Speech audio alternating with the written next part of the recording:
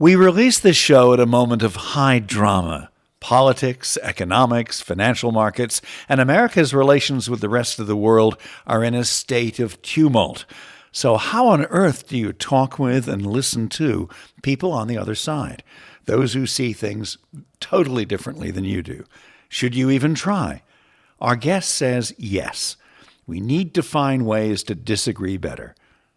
Find out why with Jessie Mannisto, Director of Debates at Braver Angels.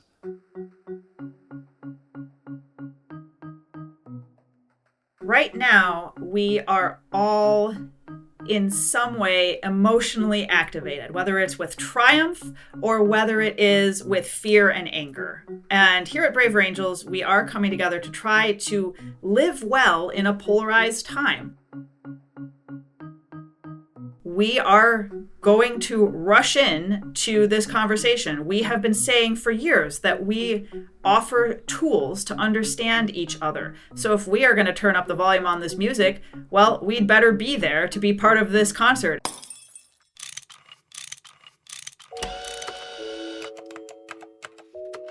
Our show is about fixes. Yeah, how to make the world a better place. How do we fix it? How do we fix it?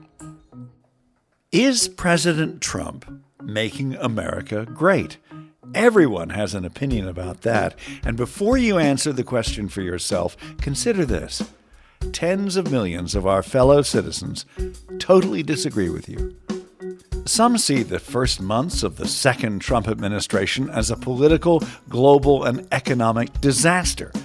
Others think he's great at shaking things up and is doing exactly what he ran on before winning the presidential election. Braver Angels is holding a series of debates this spring on birthright citizenship, DEI, foreign policy, the limits of executive power, and more. Why is this a good idea? Here's our How Do We Fix It interview with Jessie Mannisto, Braver Angels Director of Debates. You've said that democracy begins with people being heard. What do you mean, and why is that true? Why would anyone bother to go to the polls if they didn't feel like someone out there cared what they thought? That in a democracy, the leader is supposed to represent you, to respond to your needs at all levels, from the national down to the local. So to be able to speak to what we believe is an essential part of the democratic process, whether you're doing that at the polling place or just developing that skill in your community, where maybe you're speaking to your school board. Maybe you just want somebody to hear your concern. Many people are opting out of politics because they feel like nobody cares, nobody listens, no one, certainly at the higher levels. Or it's almost like not going as far up as God, but I'm angry, I'm fearful, I will cast this vote in the hope that something will change. It is a desperate cry for someone to hear you and make meaningful change in your life. Do you think the fact that people are not feeling that they're being heard is a reason why most Americans now are dissatisfied with the state of our democracy? I'm sure that it's part of it. I'm sure there's plenty of reasons we could cite for people being dissatisfied. But yeah, going back to the early Trump era, when he was campaigning in 2015 and when he got elected in 2016, I think that was a very widely held sentiment. And also on the Democratic side as well, we had Bernie versus Hillary, and there was a very wide sense that there were some people who didn't feel like they were being heard by the usual people in either the Democratic or Republican parties. I just want to explore a bit more that sense of not being heard. Does it also extend to our neighbors, even to our families, that we feel we're not being heard? I think it absolutely does. We can vote, but sometimes it's even harder for us to say what we truly believe, what we truly feel about the world to somebody who we live in the same house with, because we want to keep the peace, because we don't think that they would understand, because we don't think they care. So that's what, we try to do at Braver Angels, is give you a space to feel like what you have to say matters, and give you experience saying it, and then being heard with respect and with dignity. And in a way that can sort of build that back as a norm. The Trump era began 10 years ago when he announced he was going to run for president during that famous escalator ride in New York City at Trump Tower. For nearly all of the months and years since then, Donald Trump has been right at the center of our national conversation. Most of our own personal conversations about politics are with people in our own tribe who agree with us. Either we really like or we loathe Donald Trump. What's wrong with that way of discussing politics? Well, first and foremost, it's that you don't hear the other side's perspective in good faith most of the time. Occasionally, of course, some people are interested in that, but mostly when we get it from our echo chamber, especially with conflict entrepreneurs getting their way in there because we respond to these primitive emotions of fear and anger, right? We're all wired to do that. And so we're reacting to those feelings with other people we feel safe around. And there's no place in that for somebody else to come in and say, hey, here's what I truly believe. Let's disagree accurately, even if we disagree. It's okay to disagree. Politics, even in its best form, is always going to be zero sum in certain ways. There will be winners or losers. But we don't have to hate and misunderstand each other. If we're going to dislike each other, let's do it for reasons that are true and accurate. It would be nice if we didn't have to lose friendships at all. But if we're going to lose friendships, let's lose it over what we really believe and not caricatures. Tell us about your latest project at Braver Angels, Trump's first 100 days debates. First, what are they? Well, the thing that Braver Angels debates were built for were to discuss these kind of major changes, just coming at us so fast, so many big shifts in political paradigms. Whether you're for them or against them, I don't think it's a controversial statement to say that this second Trump administration just has come in with full force, energy, big shifts. So we decided to meet the moment and create a series of debates, just kind of rapid fire compared to what we usually do.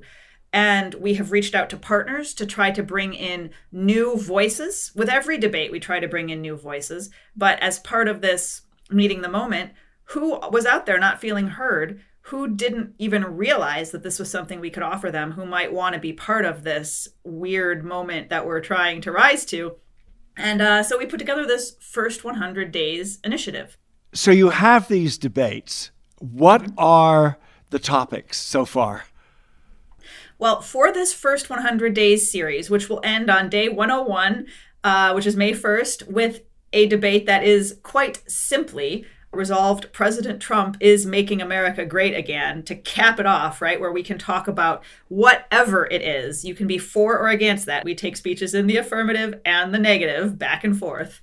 We have also done resolved end birthright citizenship. We have done resolved defend DEI. We have done resolved the U.S. should prioritize domestic interests over international leadership. Shortly after the end of the first 100 days, we will be doing a panel debate to learn from experts who understand the relevant law on both sides on executive orders and their role in making policy happen. So those were the things that were on fire when we set this up. There'll be plenty more, I'm sure, keeping us busy going forward. What's the goal of these debates? Why do you think they're needed at this time? Right now, we are all in some way emotionally activated, whether it's with triumph or whether it is with fear and anger. And here at Braver Angels, we are coming together to try to live well in a polarized time. If you are a supporter of President Trump, you might be victorious, but I do know some who are still afraid to speak to why they hold these beliefs. President Trump is up there doing the things they want done, but they're still losing friends, right? Their friends still don't understand how they could vote for that man. Why is this policy good? Why could you possibly support this? And so they need to be heard for that reason. For the blues, for those who are against President Trump, they are really looking to understand why their fellow Americans could vote for what, in their view, looks un-American, looks just like a catastrophe, looks like tearing down the fabric of our society. Who are these people who could vote for that? And did they really mean it? If they did really mean it, what is it that they really meant? How are they reacting to it? I imagine that it may be easier for moderates to come to the table, to engage with people they disagree with, than with strong progressives or strong proponents of the MAGA way of doing things in favor of President Trump. What are you finding? Do you find that most of the people around your online table are moderates, or are they people from all different political opinions? That's such a fascinating question, and we could unpack it at great length. There's a majority who are moderates, but that's because most Americans are moderates. And those who are more extreme, more to the far left and far right, are perhaps going to join other groups. And yet, we try to do outreach to those groups and make it clear that we want to hear from them as well. And so some of the most passionate speakers in our debates will be people who are very much invested in the right or the left, the progressives, the MAGA faithful, whatever. A lot of them don't identify with that term, is what I'm being told. So I don't want to call them that. The pro-Trump contingent. Those are some of our strongest speakers who get the most out of speaking and being heard and listening to others in our debates. Who are the hardest people to reach out to and to include in your debates? The people who are the most afraid, the people who have the most to lose, the people who say, this is too good to be true. What is it that you're trying to get from me? Why would you be doing this? Is this a setup? Why would we be doing this? It's a fair question. What is there some funder trying to pull the strings? Like, do you really believe this? And beyond that, even if we have built trust with them, even if we've demonstrated through our actions that maybe we're nuts, but we really do believe in this, and we think we have some evidence to suggest that it will make all of our lives better in many ways, maybe we've built that trust. The other hurdle they have to overcome, of course, is, but if I speak in your debate and someone else hears me, will I get canceled? Will I get disrespected? So that's not as much in our hands, except to shape the culture around us and say, hey, if that happens, we got your back. We're hearing from and listening to Jessie Mannisto, Director of Debates at Braver Angels. This is How Do We Fix It? I'm Richard Davies. We're doing a series of reports on the people, projects, and ideas of Braver Angels, which is America's largest cross-partisan group, boosting civic friendship rather than enmity, bringing Americans together to bridge the partisan divide and strengthen our democratic republic. At a time of so much anger and misunderstanding, the repair of our national conversation may be the most important challenge that's facing us. Subscribe to our podcast at howdowefixit.me. Also head to Braver Angels to learn more about the work that they're doing. Now back to our interview with Jessie Mannisto. There are not many organizations that have a director of debates. That's your title.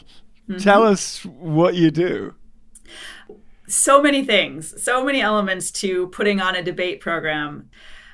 I love doing this. I came on as a volunteer. And so a lot of what I'm doing is working with people who are volunteers out in the field to cultivate debate programs in their local Braver Angels Alliance. Or if they don't know what that is, educating people, telling them, here's what the purpose is, here's why we do it, here's part of why it's part of the Braver Angels plan. There are people who join Braver Angels because they kind of would like to be in a place where everyone gets along, and debates can sometimes seem like they're not that. So what actually is the mission? There's a little bit of an evangelization for the need to have more constructive, let's use the word arguments. Education, teaching people how to chair debates, working with alliances to overcome problems in organizing debates, finding venues, all the nitty-gritty that goes into putting on a successful event. And then a lot of thought goes into figuring out what the ideas are that we should be talking about and how best to discuss them. A lot of debates shut down conversation. They're about winners and losers. How are Braver Angels debates different from many other forms of debating? Well, because we don't have winners or losers. That is the number one way that we are unlike other debate systems. We get a lot of people saying that makes it not even a debate. But I will challenge you, if you believe that, to go look up debate in the Merriam-Webster online dictionary. And there's nothing in there about winning or losing, but there is something about a regulated conversation in the parliamentary style, just a way to have a formal conversation that balances two sides and just is a structure to help it unfold in the most constructive way. What is the parliamentary procedure? Well, it comes out of British tradition, and that is one of the debate schools in this country. We use a very light version of it. I wouldn't want to scare anyone away with that, but it would be something in which there is a chair, and the speakers all address the chair. Nobody talks to each other, and it's very formal that way. We refer to the chair as Madam Chair or Mr. Chair, and that helps keep the temperature down a bit. So if I get up and speak in favor of or opposed to the resolution of the evening that you're discussing, I address my comments to the chair rather than to my opponent? That's correct. And how does that help?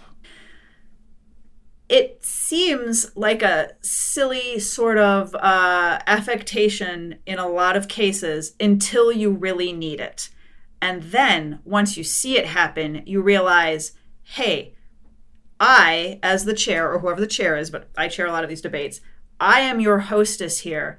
It's my responsibility. I am taking on the burden of inviting everyone here to speak freely and fully without fear. And if you have a problem with that invitation, I am the right person to take it up with. And because I want everyone to feel that they can speak truly. That's what makes a Braver Angels debate valuable in the way that it is. But these aren't just cozy conversations, are they? I mean, you Right. really do have fireworks sometimes, and some debates include passionate disagreement. Yes. When I hosted a debate here in D.C., right after Elon Musk sent out his fork in the road email telling people 2 days afterward, suggesting that people were going to get laid off, people who were in that room, I walked into that debate thinking this could be a night where this ends up really mattering. And I started with a joke. I said, parliamentary procedure dictates that if you want to punch anyone, it has to be me. And everyone laughed, right? But that is the truth of it. If you have to say it to me somehow, if you have to say it to a third person rather than the person who's really ticked you off, it changes the way you engage. It makes it less personal. It helps you remember that this is about ideas and not a personal dispute. Sounds like the opposite of Twitter or X. It's quite different from Twitter, yes, where it seems like we're just there to fight with each other. We are living in a time of tumult, and the Biden administration now seems like kind of a distant memory, despite what the calendar tells us. What is Braver Angels doing in this changed and politically charged moment? We have said, all right, we are going to rush in to this conversation. We have been saying for years that we offer tools to understand each other. So if we are going to turn up the volume on this music, well, we'd better be there to be part of this concert and part of this cacophony that's going on. Maybe we won't be the cacophony. We'll be the symphony of the voices that are trying to be heard. Going back to we're about being heard. Okay, there's something going on and we need to talk about it. And we don't know how as a society in this moment. Braver Angels is standing by what we have been preaching for the past 8 years and saying, our methods work. This is why we built them. Now we need them more than ever. Come to our workshops. Come to our debates. They've been proven. We're doing the same thing we've been always doing. We're just doing more of it. Before we end this, a couple of personal questions. Mm-hmm. How has Braver Angels changed you and the way that you look at politics? Just like everyone else in this age, I was getting the worst of the other side. Now, I was in a activist organization before I came on board Braver Angels, trying to unite to do constructive work in the world. It was a way to find belonging after I moved from my hometown of Detroit here to Washington, D.C. Going back to one of your earlier questions, what is it in the moderates and the people on the far left or far right? Sometimes it's just an extreme sense of feeling that makes you move to away from a moderate view, right? Like you're more committed to the need for something to change, whether or not your policy proposal actually even is that radical. There's a different axis there of like, how emotionally activated are you? So for me, I did get involved in some of those spaces about 10 years ago. And I saw that directly. Like I was canceled, so to speak, right? Because I wanted to have debates and discussions. That's why I got involved in Braver Angels after that. And I very strongly think that if I hadn't found Braver Angels at the time that I did, after being in some of those very charged spaces, I might have become more bitter, more cynical, more antagonistic, and instead I became less. I have more hope now that most Americans can get to a place where we can function the way we have been functioning before we created echo chambers, before we sorted out by these emotionally activating sorts of issues, before that was our media ecosystem. I, just as much as anyone else out there, was caught up in that, and Braver Angels was the antidote. Almost all of us lean one way or the other politically. And one of the things I love about Braver Angels is that we share our preferences publicly. We're not pretending that we're unbiased. I lean blue. Where do you fall out on the political spectrum? That is a complicated question, but I do have the simple answer that I am a red. I am the red co-chair of the Washington, D.C. Alliance, in addition to being the Braver Angels Director of Debates nationally. There are so many people out there who do feel politically homeless. I do consider myself to be, there's the issue of a realignment going on. So it depends on the issue you're talking about, but I know I'm not special in that. Probably most people feel that there's ways that they're red or blue, where rather than a purple, I would say we're all a checkerboard, but some of the checkerboards are redder or bluer. I'm the weird political mix of being moderately socially conservative and moderately economically left. That has been unrepresented until now in the realignment. We're seeing some people compete for that with this populist movement. I like some things about it. I'm scared of some things about it. Jessie, tell us about the Braver Angels Way. Well, this is our creed that we read before every national debate, and it's up on our website on our mission. Here it is. The Braver Angels Way. We state our views freely and fully without fear. We treat people who disagree with us with honesty, dignity, and respect. We welcome opportunities to engage those with whom we disagree. We believe all of us have blind spots, and none of us are not worth talking to. We seek to disagree accurately, avoiding exaggeration and stereotypes. We look for common ground where it exists, and if possible, find ways to work together. We believe that in disagreements, both sides share and learn. In Braver Angels, neither side is teaching the other or giving feedback on how to think or say things differently. And that's the Braver Angels Way. Every time I hear those words, I think they're somewhat beautiful. Thank you. Thank you. Thanks for joining us on How Do We Fix It? It's been a real pleasure, Richard. Thanks for having me. Jessie Mannisto, Director of Debates at Braver Angels. More shows about the people, projects, and ideas of Braver Angels will be published in the coming weeks. Head over to howdowefixit.me for a library of our shows. I'm Richard Davies. Our producer is the kind and competent Miranda Schaefer. These shows are free. Thanks for listening.